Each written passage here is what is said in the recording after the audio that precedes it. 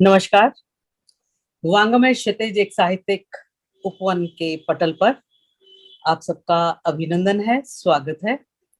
और आज के साक्षात्कार की श्रृंखला में हम आपको जिनसे मिलवाने जा रहे हैं उनके लिए मैं कहना चाहूंगी कि आप ही आप हैं, आप ही आप हैं, चर्चा में सब और अनुपम यश है आपका, कोई और न कोई छोर। मैं जिन्हें मिलवाना चाहती हूँ उनका नाम है अमृता सिन्हा और ये बिहार पटना से हम मिलवाने जा रहे हैं आपको अमृता सिन्हा जी से, जो आजकल चाणक्य राष्ट्रीय विधि विश्वविद्यालय पटना में वरीय पुस्तकालय सहायक के रूप में कार्यरत है। वह कविता, कहानी, लघु कथा, समीक्षात्मक आलेख लिखने में रुचि रखती हैं। जज्बाए दिल शीर्षक से इनके काव्य संग्रह का प्रकाशन अमेजन किंडल पर हुआ है। लाइब्रेरी एंड इंफॉर्मेशन साइंस के क्षेत्र में अनेक शोध पत्रों का प्रकाशन एवं पुस्तक संपादन करती रहती हैं। साझा संकलनों में भी इनकी रचनाओं को पढ़ा जा सकता है। और यदि एक प्रशंसिका के रूप में मुझसे पूछा जाए कि अमृता जी का परिचय दीजिए, तो मैं कहूंगी निष्कपट, सुंदर, मनोहर, मीठी सी मुस्कान, बोलती हैं तो अनुभव होता है जैसे बहारें आ गई हो पतझड़ में। कविताओं का स्तर तेरे मेरे आसपास घूमता है, पर भाव पक्ष और कला पक्ष से अछूता नहीं रहता। कार्यक्रम आरंभ करने से पहले अमृता जी, मैं आपका अभिनंदन करती हूँ, स्वागत करती हूँ। और इस बात से हम वांग्मय क्षितिज की तरफ से भी बहुत खुश हैं कि आपने अपना अनमोल समय दिया है। और कहना चाहूंगी कि महकना और महकाना तो काम है खुशबू का, महकना और महकाना तो काम है खुशबू का, खुशबू नहीं मोहताज होती कद्रदानों की। और सच में आप एक खुशबू की तरह आई हैं हमारे वांग्मय क्षितिज के पटल पर, और आप हमारे वांग्मय क्षितिज की सदस्या भी हैं। तो कहते हैं ना कि हम फूले नहीं समाते आपको देखकर, वही बात है। इस समय हम गदगद है। आपकी रचना शैली के बारे में मैं दर्शकों को और श्रोताओं को बताना चाहती हूँ कि कहीं आप संबोधन शैली का प्रयोग करती हैं, कहीं पर अपनी बहुमुखी प्रतिभा से कविताओं में ऐसे रंग डाल देती हैं कि नव रस तो एक किनारे रह जाते हैं। ऐसे लगता है कि आप और रसों पर भी अपना प्रयोग करना चाहती हैं। अतिशयोक्ति नहीं होगी। आपकी कुछ कविताएं जो आपने समय समय पर हमको सुनाई हैं, उन कविताओं को सुनते हुए ऐसे लगता है कि आपकी कलम में वो प्रखरता है जो आम तौर पर नहीं देखने को मिलती है। और इसी संदर्भ में मैं आपसे जानना चाहती हूँ, और ये भी मैं मानती हूँ कि साहित्य सृजन कोई मजाक तो है नहीं कि किसी ने भी मजाक कर लिया। ये एक गंभीर दिमाग की, एक सहृदय दिल की उपज होती है। तो आपको कब लगा कि आपको लिखना चाहिए? कब आपने महसूस किया कि आप लिखें और लिखकर सहेजें? कब लगा आपको कि आप लिखकर दूसरों को भी सुनाएं ताकि लोग अभिभूत हों? अमृता जी, आप अगर मेरे प्रश्न का उत्तर दे सके तो मालूम नहीं कितने लोग और भी प्रेरित होंगे इस बात से। जी बिल्कुल। जी, पहले तो हार्दिक आभार आपका, आपने मुझे इस कार्यक्रम में आमंत्रित किया। अगर आपके प्रश्न की बात की जाए तो मैं ये कहूँगी कि बस बचपन से ही शायद मैं कहूँ, ये अतिशयोक्ति नहीं होगी अगर कहूँ तो, कि जब से अक्षर ज्ञान मैंने प्राप्त किया, तब से ही मुझे साहित्य से लगाव होता गया। मैंने किताबों को पढ़ना शुरू किया, चाहे वो मेरे हाथ में चाहे वो कॉमिक्स हो या कोई धार्मिक पुस्तक हो, कोई पत्रिका हो या फिर साहित्यिक किताबें हों। मुझे जो भी मिली मैंने बचपन मतलब मेरा ख्याल है कि जब मैं 7-8 साल की रही होंगी, तभी से मैंने पढ़ना शुरू किया। मुझे मेरा सबसे बड़ा शौक यही रहा पढ़ना। वो पढ़ने से मेरे विचारों पर, मेरे व्यक्तित्व पे बहुत गहरा असर पड़ा और तभी से मेरे अंदर एक सामाजिक विसंगतियों के प्रति एक विरोधाभास बढ़ता गया। और जब वो उद्गार जब बाहर नहीं निकल पाते थे, या समाज में, परिवार में जब मुझे लगता है कि मुझे कोई सुन नहीं रहा है, मेरी बातों को कोई नहीं मान रहा है, उससे सहमति नहीं जता रहा है, तब मैंने डायरी लेखन का काम शुरू किया। स्कूल में जब थी तब डायरी लेखन शुरू हुआ, और वही डायरी लेखन करते करते एक दिन अचानक मेरे उद्गार कविता के रूप में निकल गए। जब मैं लोगों से जुड़ती गई, खासकर जब मैं नौकरी में आई, तब मुझे लोगों का, मेरा दायरा बढ़ा, और वहां से मुझे लगा कि नहीं, इन बातों को समाज के सामने लाना चाहिए, बोलना चाहिए। और वहीं से मुझे धीरे धीरे मंच मिला, और मैंने मंच पर आकर ये कविताएं सुनानी शुरू की। बहुत बढ़िया अमृता जी। और अमृता जी, मैं दरअसल आपसे बात करते करते असली मुद्दे पे आना चाहती हूँ। आप कवित्री भी हैं, आप कहानीकार भी हैं, और इसके अलावा आप समय समय पर समीक्षात्मक आलेख भी लिखती रहती हैं। ये बहुत अच्छी बात है, लिखना और लिखने को आदत बनाना।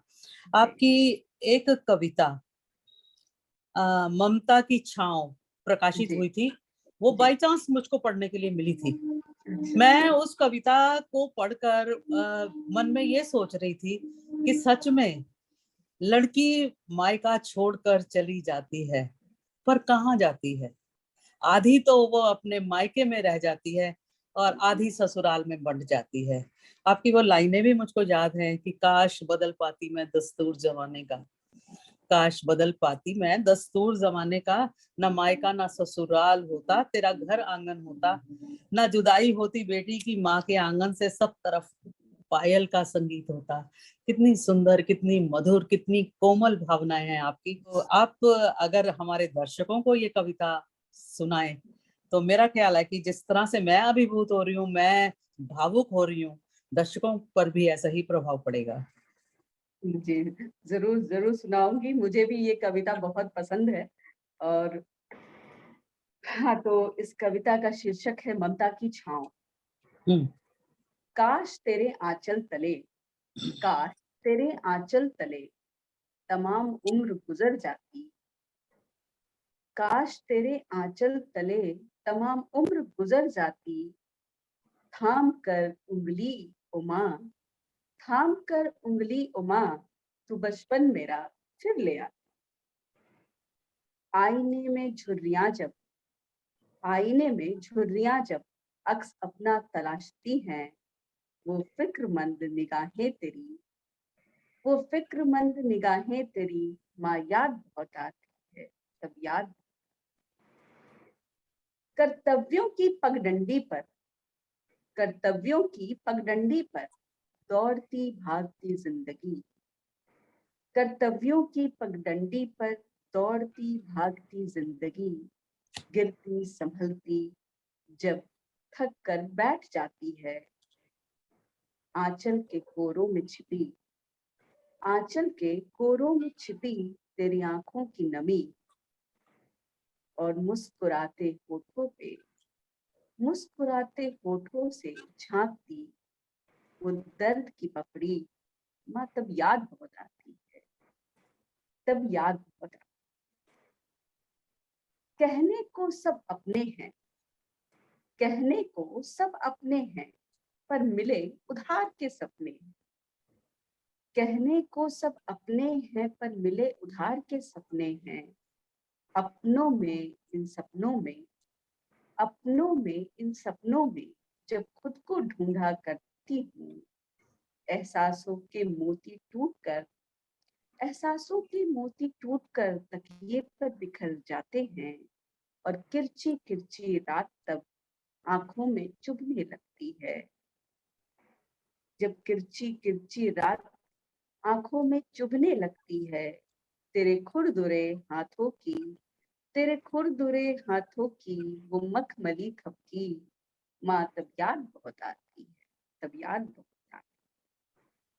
काश, काश बदल पाती मैं, काश बदल पाती मैं दस्तूर जमाने का, काश बदल पाती मैं दस्तूर जमाने का, मायका, मायका ना ससुराल कोई, बस घर होता, बस घर होता और माँ होती, न बेटी माँ से जुदा होती, आज नन्हे रुनझुन कदमों से, आज नन्हे रुनझुन कदमों से जब बिटिया रानी चलती है, सच कहूं तेरे आंगन की माँ, तब याद बहुत आती है, तब याद बहुत आती है। बहुत सुंदर, बहुत सुंदर।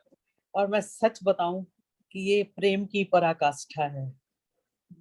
ये प्रेम की पराकाष्ठा है। एक तरफ माँ से प्रेम है तो दूसरी तरफ अपनी बेटी की पायल की रुनझुन में खो जाने का दिल है।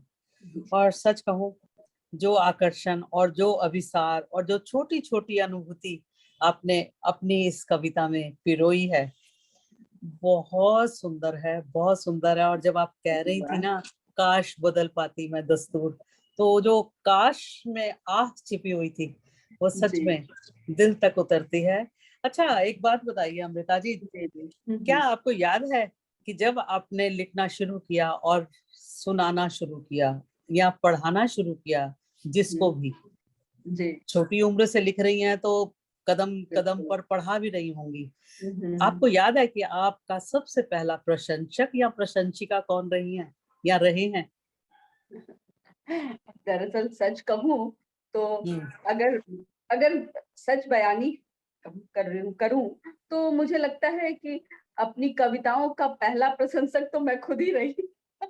क्योंकि पहले क्या था कि कविताएं लिखती थी और डायरी में बंद हो जाती थी। जब भी तन्हाई में, जब खासकर जब उदास होती थी, तो उन कविताओं को निकाल कर मैं पढ़ती थी, उनके शब्दों को टटोलती थी, शायद उनके अंदर की, उनके पीछे छिपी संवेदनाओं को महसूस करती थी।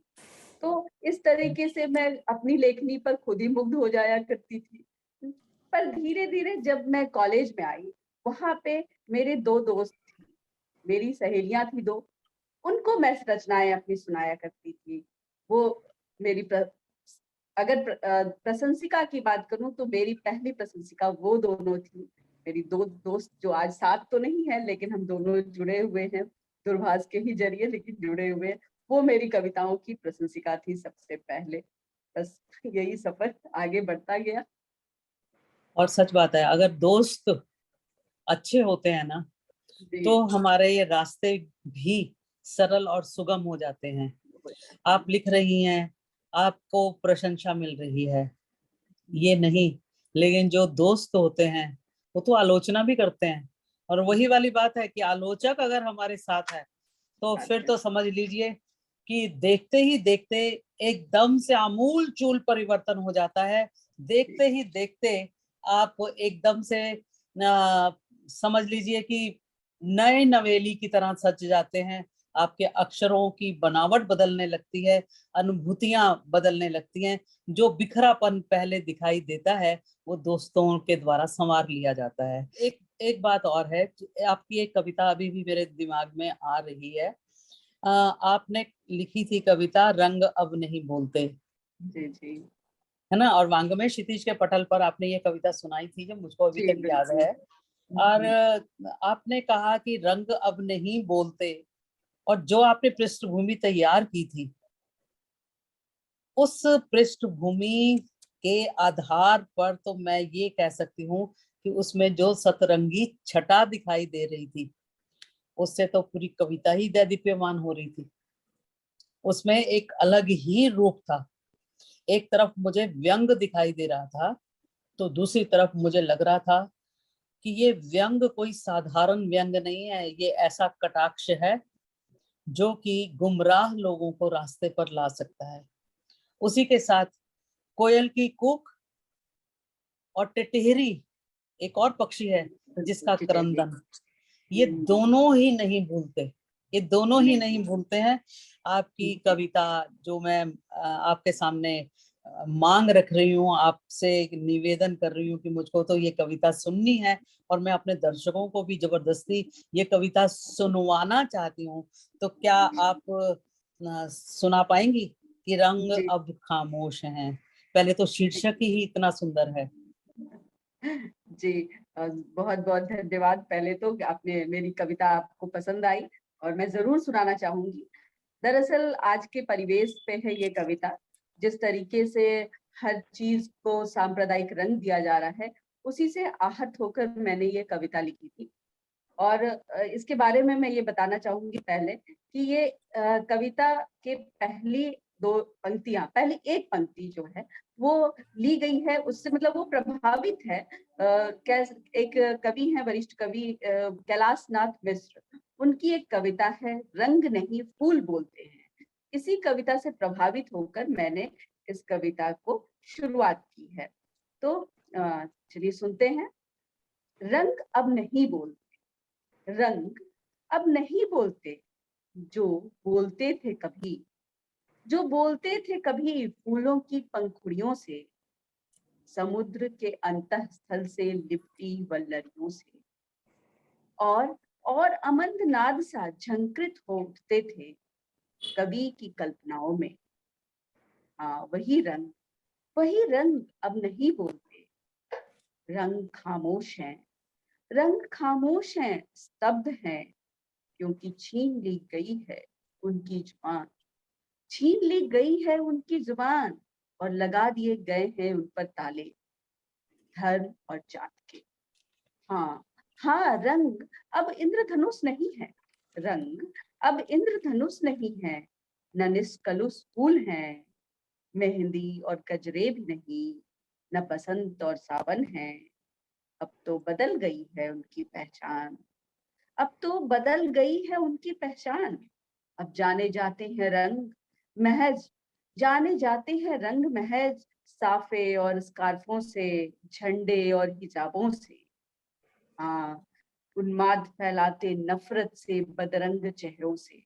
सच में, सच में रंग अब नहीं बोलते, नहीं बोलते रंग, क्योंकि हमारे बहरे सुन मंद मस्तिष्क, हमारे बहरे सुन मंद मस्तिष्क नहीं सुन पाते किसी कवि की तरह रंगों की अंतर्नाद। हाँ, रंग अब नहीं बोल। अब जाने जाते हैं रंग साफे और स्कार्फों से, झंडे और हिजाबों से। क्या कमाल है, क्या कमाल है, बहुत कमाल का लिखती हैं अमृता जी आप। प्रकृति से सीधे कपट की राजनीति भी पकड़ ली आपने, बहुत बढ़िया। वाकई में आपकी ये कविता इस बात को चरितार्थ करती है कि साहित्य समाज का दर्पण है।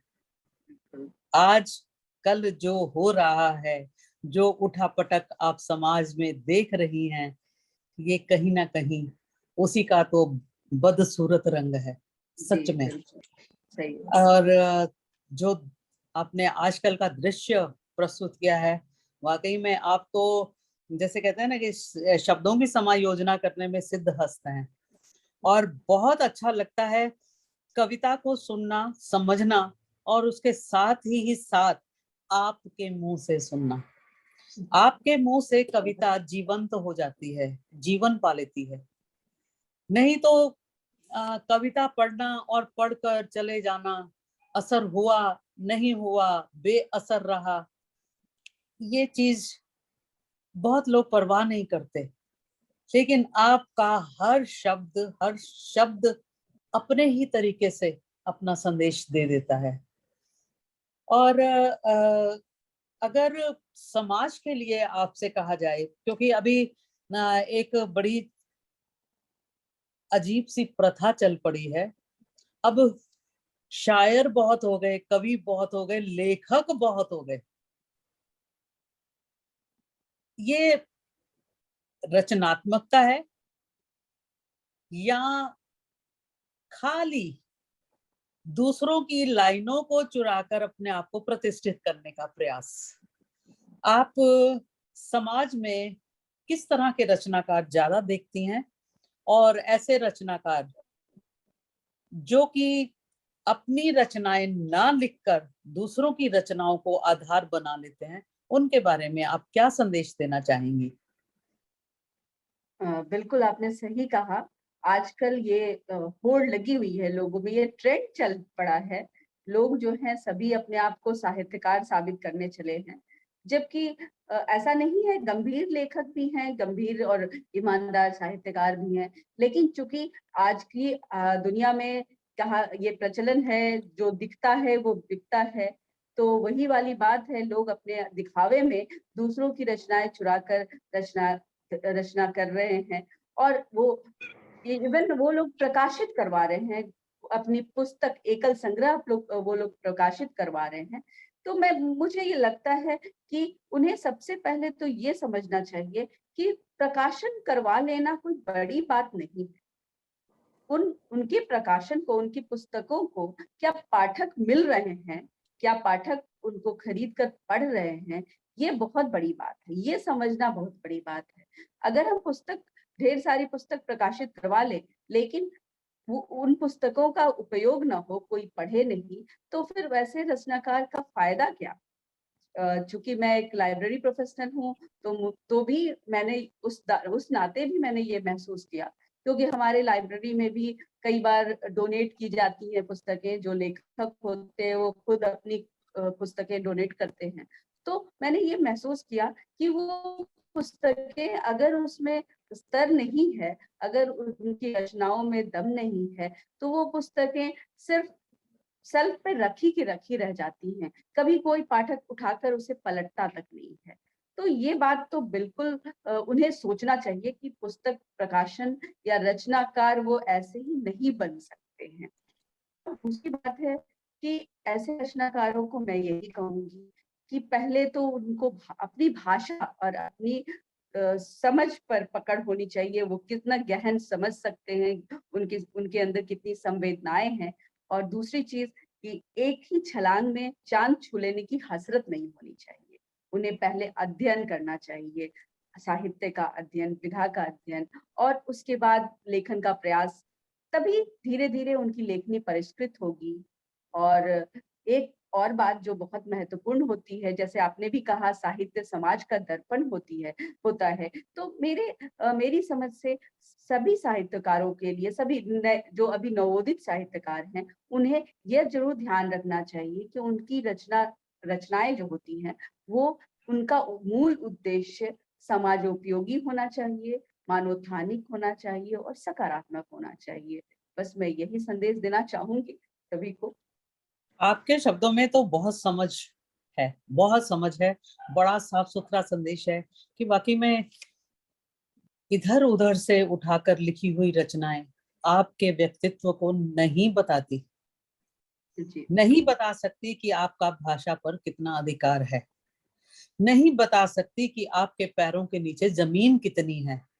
तो ये सब कुछ अगर पाना है तो सबसे पहले कोशिश करनी होगी अपनी अनुभूति को अपनी भावाव्यक्ति का माध्यम बनाने की। ये बहुत बड़ी बात है।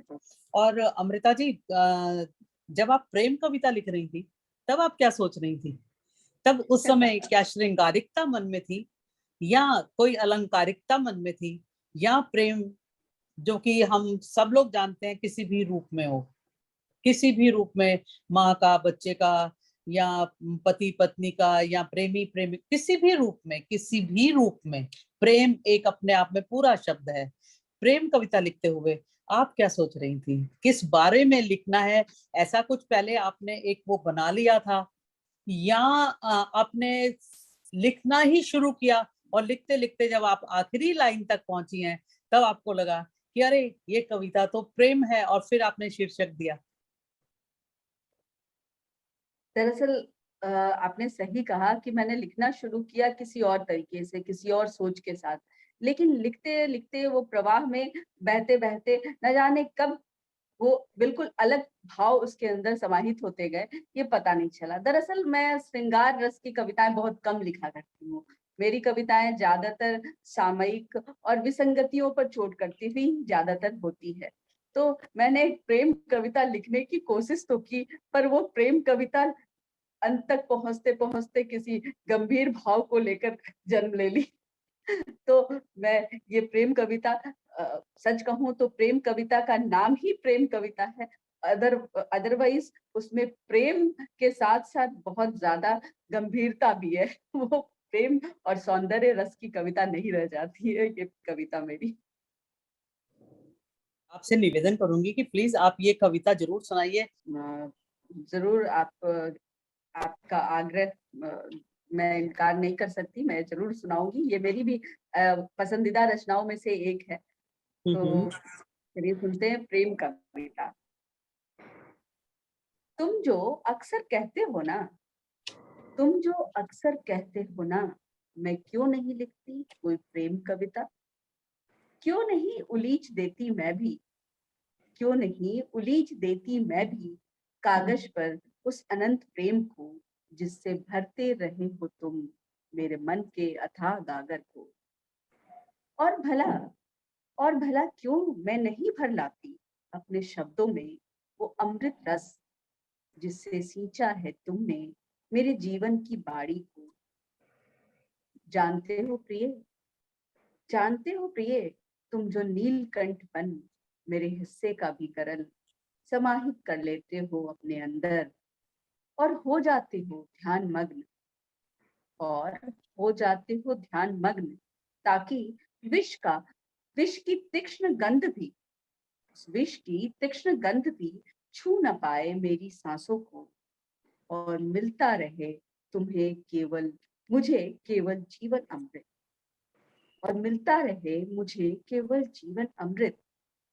सच कहूं, सच कहूं तो तुम्हारा ये दैवत्व, तुम्हारा ये दैवत्व, तुम्हारा ये उदार प्रेम, जाने क्यों लगता है मुझे अधूरा, अपूर्ण, एकांती। क्योंकि क्योंकि प्रेम तो समर्पण है, प्रेम तो समर्पण है, प्रेम तो विलय है आत्मा का परमात्मा में। प्रेम भेद नहीं करता, प्रेम भेद नहीं करता अमृत और विष में। प्रेम नहीं बांटता मैं और तुम में, वह तो एकाकार है हर रंग हर रूप में। जरा सोचो तो, जरा सोचो तो, मैं तो सदा से थी तुम्हारी अर्धांगिनी, तुम्हारे अस्तित्व का अभिन्न अंग, जो पृथक था ही नहीं कभी, जो पृथक था ही नहीं कभी तुमसे।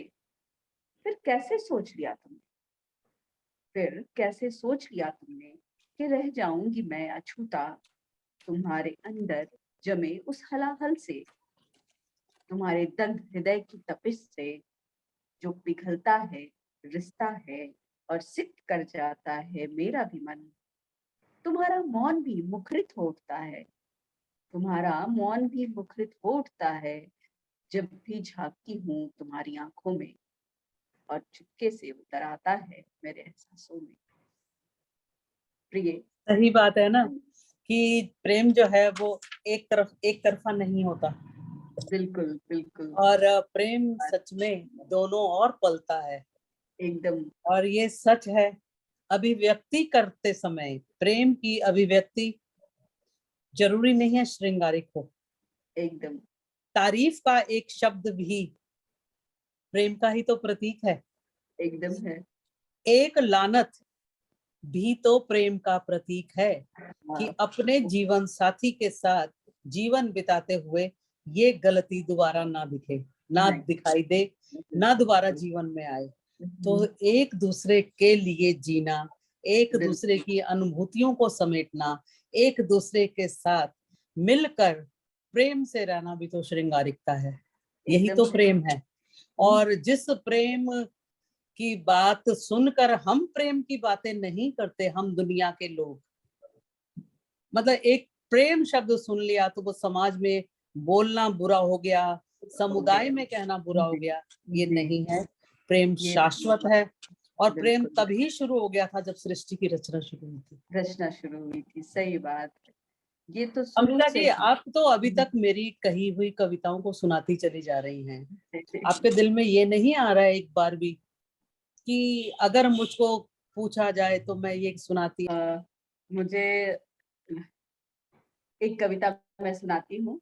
जैसा मैंने पहले भी कहा कि मैं ज्यादातर सामयिक रचनाएं करती रहती हूँ, मुझे अच्छा लगता है सामाजिक विसंगतियों पर लिखना। तो एक कविता मैंने लिखा, शहर हमारा आजकल। ये शायद मैंने पहले सुनाया भी है। तो शहर हमारा आजकल, अभी जो कोरोना काल में जिस तरह की का माहौल हम लोगों ने देखा, पूरा शहर वीरान हो जाता था, लोगों के दिलों में जो खौफ समाया हुआ था, उसी को लेकर मेरी पहली जो 2 पंक्तियां हैं वो उसी भाव पर है।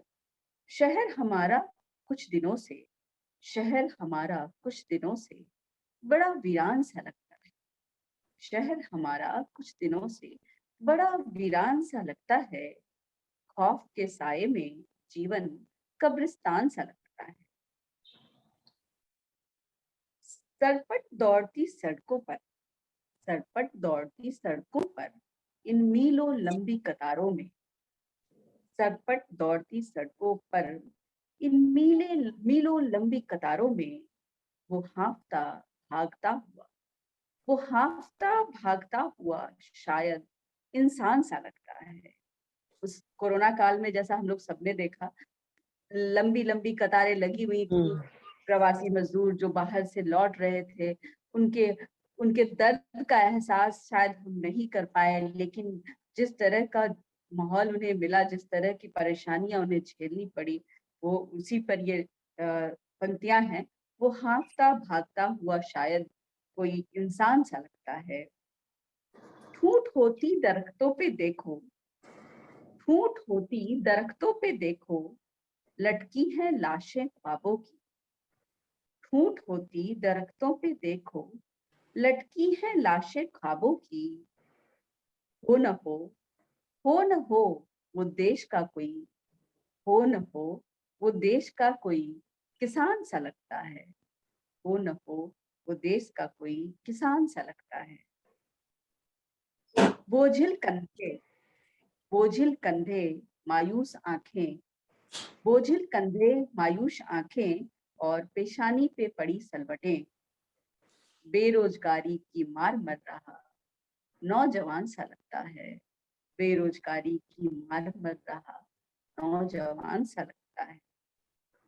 ईद तेरी है, ईद तेरी है तो होली मेरी, ईद तेरी है तो होली मेरी, कुरान तेरा है तो गीता मेरी। आदमी आजकल, आदमी आजकल महज राम रहमान सा लगता है। आदमी आजकल महज राम रहमान सा लगता है। हम बिहारी, हम बिहारी तुम मराठी, वो गुजराती कोई मद्रासी। टुकड़ों में बिखरा, टुकड़ों में बिखरा ये तो अपना हिंदुस्तान सा लगता है। चलो ढूंढते हैं, चलो ढूंढते हैं वो सोने की चिड़िया, चलो ढूंढते हैं वो सोने की चिड़िया। फिर इबारतों में कहीं कि खंडहरों को देख, खंडहरों को देख मुल्क अपना बड़ा महान सा लगता है। कि खंडहरों को देख मुल्क अपना बड़ा महान सा लगता है। धन्यवाद। ये थी मेरी कविता, ये मुझे पसंद है क्योंकि बहुत अच्छी, बहुत अच्छी। आज दरअसल की हालत जो ये चुप्पी थी ना, ये एक संकेत है। इस समय मैं भावुक हुई हूँ, मेरे दर्शक भी भावुक हुए होंगे। मैं सच बताऊं, मुझे ये पंक्तियां जैसे कहते हैं ना अंतस में गड़ जाना, ये वहां चली गई। चलो ढूंढते हैं सोने की चिड़िया को, चलो ढूंढते हैं सोने की चिड़िया को, अब खंडरों में बटा मुल्क दिखाई देता है। ये सचमुच वास्तविकता है, ये जी बिल्कुल वास्तविकता है।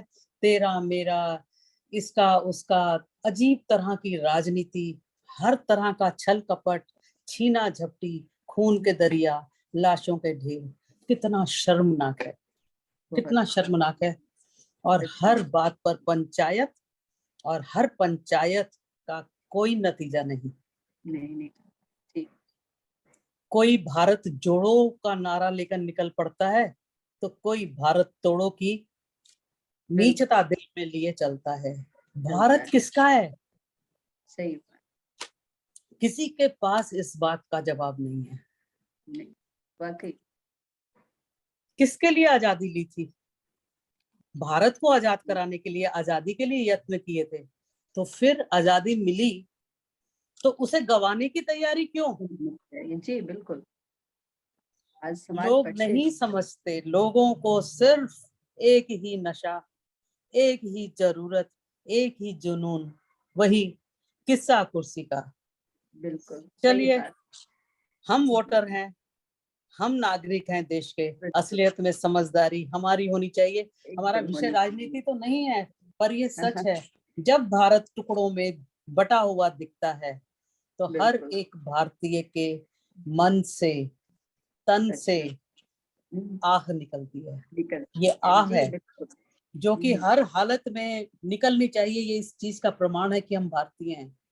वाकई आपने कोरोना की बात की, आपने राजनीति की बात की, आपने माँ के आंगन की बात की, और जब आपने प्रेम का एहसास करवाया तो आपके साथ वार्तालाप करते हुए बहुत अच्छा लगा।